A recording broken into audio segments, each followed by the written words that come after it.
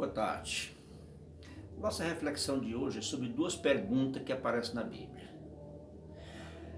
A primeira é: o que fazer para ser salvo? A segunda: o que fazer para ter a vida eterna? A primeira foi feita por um guarda de prisão, o apóstolo, está no livro de Atos, capítulo 30, capítulo 16, verso 30. O que fazer para ser salvo? E a resposta foi: crê no Senhor Jesus, será salvo. A segunda pergunta foi feita por um jovem ao próprio Jesus Cristo. Está no livro de Mateus, capítulo 19, verso 16. E a pergunta foi: o que fazer para ter a vida eterna? E a resposta foi: guarda os mandamentos. Pessoal, afinal de contas, ser salvo e ter a vida eterna é a mesma coisa ou não? É não. Salvação é uma coisa e ter a vida eterna é outra coisa. E eu vou explicar. Pode até alguém ser salvo e ainda perder a vida eterna. Pode ou não pode? É possível. Alguém ser salvo e perder a vida eterna, não é incrível, né? Como é que é isso? Vou explicar isso aí. É o seguinte: tudo fica fácil quando se compreende o que é salvação. Quando você entender o que é salvação, fica mais fácil. E o que é salvação então? Salvação é o ato de Jesus Cristo apagar todos os pecados do indivíduo que se rende a Ele, arrependido. Ele apaga todo o seu mal passado. Ele risca, apaga, porque todos os pecados estão registrados no céu para os juízos. Mas quando alguém se rende a Cristo, Cristo apaga todo pecado passado. Faz dele um novo começo, uma nova criatura.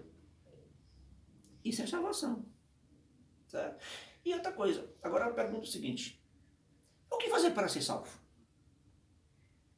Qual é a nossa parte? Porque a parte que Deus podia fazer, Ele já fez. É enviar seu Filho, morreu na cruz para salvar-nos. Qual é a nossa parte? Será que eu posso fazer alguma coisa, obedecer alguma coisa, produzir alguma coisa, praticar alguma penitência, algum sacrifício, fazer caridade, enfim, para depois cobrar: Senhor, agora o Senhor tem que me salvar porque eu fiz isso, o Senhor está me devendo a salvação? É assim? Será que eu posso produzir alguma coisa para dar a Deus em troca da salvação? É impossível. Sabe por quê? Escuta o que está escrito no livro de Efésios, capítulo 2, versículo 8 e 9. Veja o que o apóstolo Paulo escreveu aqui. Porque pela graça sois salvos, por meio da fé. Isso não vem de vós, é dom de Deus. Verso 9. Não vem de obras para que ninguém se glorie. É dom de Deus. É o ato de Deus aceitar o filho arrependido de volta. Certo? Não precisa obedecer nada.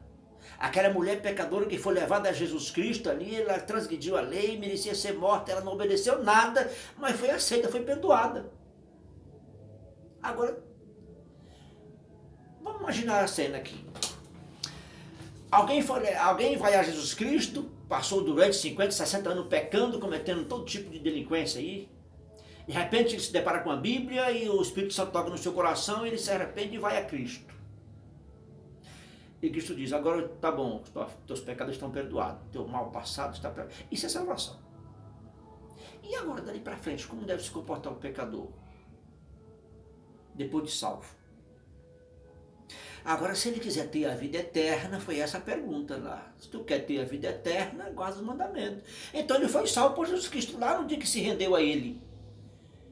Agora, se ele quiser ter a vida eterna, ele tem que permanecer salvo, ele tem que guardar os mandamentos de Deus.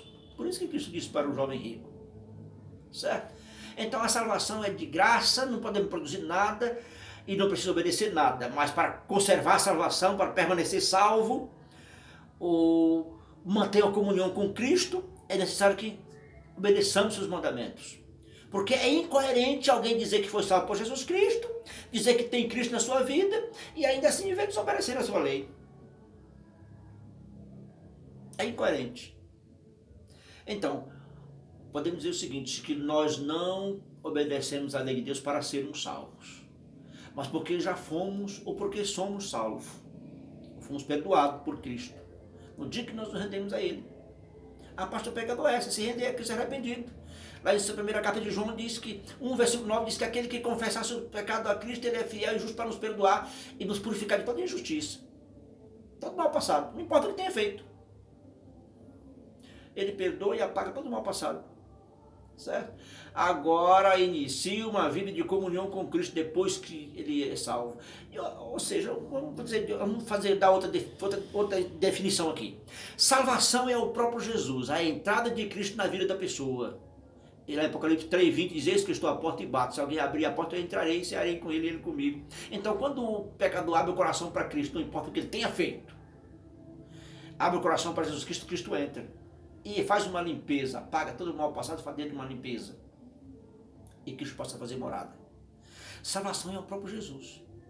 E quando ele estiver no coração da pessoa, no seu coração, ali está a salvação. Quando ele chegou na casa de Zaqueu, aquele cobrador de imposto que subiu na árvore para vê-lo, ele disse: hoje chegou salvação nessa casa. E quem foi que chegou? O próprio Jesus. Agora, se você quiser ter a vida eterna, permaneça com Jesus.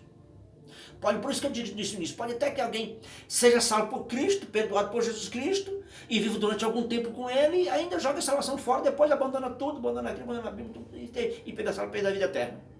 Pode ser salvo e aí perder a vida eterna. Mas para você ter a vida eterna, receba Cristo, receba a salvação em Cristo e permaneça em obediência aos mandamentos, em comunhão com Cristo até o final, porque aquele que for fiel até a morte receberá a coroa da vida eterna. Agora, que recurso é oferecido daquele pecador que foi a Cristo, arrependeu e está andando com Cristo? De repente ele começa um vacilo. Soltou a mão de Cristo e comete um vacilo, comete um pecado. Está escrito também: essas coisas eu vos escrevo para que não pequeis. Se porventura alguém pecar, tem um advogado no céu, Jesus Cristo, o justo. Então, ele perdoa. O filho que se rebela, que sai dele e vai para o mundo, ele continua atrás da ovelha perdida. É como uma ovelha que se perde, ele vai atrás da ovelha perdida. O interesse dele é salvar todo mundo. O desejo dele é que ninguém se perca. É o filho pródigo que volte, ele está interessado em voltar. Sempre está de braços abertos, certo? Para perdoar as pessoas. 1, 2, 3, 4, 5, 10, 70 vezes 7 ele falou. Agora não abuso não, né? É um Deus de amor, mas é um Deus de justiça. Ele em breve virá nos buscar. Nós, aqueles que foram salvos pela fé, pela graça, e viver uma vida de obediência aos seus mandamentos, em comunhão com Deus, se preparando para a vida eterna. Aqui ainda não estamos na vida eterna. Recebemos a salvação, mas ainda estamos nesse mundo sujeito à aceitação desse mundo, às provações desse mundo, as consequências do pecado ainda estamos sofrendo. Mas muito breve ele virá nos buscar e nos levará para a eternidade, onde não mais existirá morte, nem pranto, nem dor. Essa é a nossa esperança, a nossa alegria. Deus nos abençoe. Se você gostou dessa mensagem, compartilhe ela. Se você quiser se inscrever no meu canal, eu agradeço, né? João da Cruz Torres. Deus nos abençoe. Eu não conheço você. Talvez essa mensagem vai chegar de pessoas que eu não conheço, mas eu quero ver você no céu. Até lá. Deus nos abençoe.